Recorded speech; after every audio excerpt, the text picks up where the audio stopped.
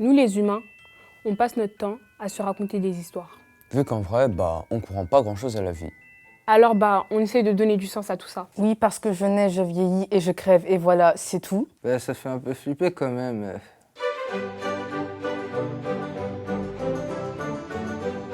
Et des histoires?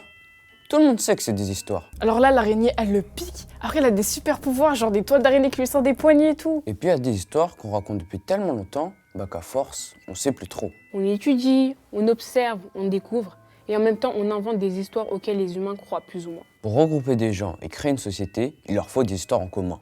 Il était une fois la France. C'est avec des histoires qu'on fabrique la guerre. Ah, les Allemands, ils sont pas comme nous, hein. Sale boche! Et c'est aussi avec des histoires qu'on fabrique l'amour. Je te cherchais depuis toujours. Oh, ma moitié. Sans toi, je ne sais rien.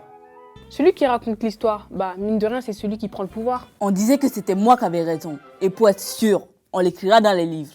Quand on veut prendre le pouvoir sur l'autre, on se lance pas comme ça, au calme.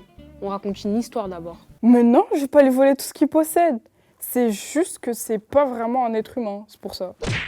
Ou aussi, par exemple, Les hommes et les femmes, en vrai, on n'est pas de la même espèce. dans une histoire, les mots sont importants. On les choisit pas pour rien.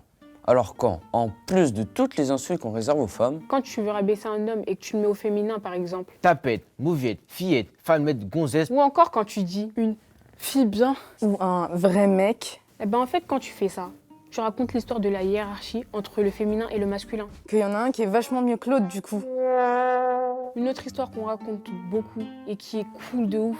Un mec qui pécho dans tous les sens. On appelle ça un séducteur. Une meuf qui fait la même chose, bizarrement. Les jugements, c'est pas la même. ou aussi, par exemple, Les hommes ont des pulsions, mais nous, on n'est pas des animaux. C'est juste que si je me frotte contre une meuf dans le métro, c'est pas ma faute. C'est les hormones. Le ménage, c'est un truc de meuf, wesh. C'est génétique. J'ai vu ça sur Internet. Mais oui, il est bien connu, le gène du ménage. Mais est-ce que le gène du flemmard, on l'a découvert?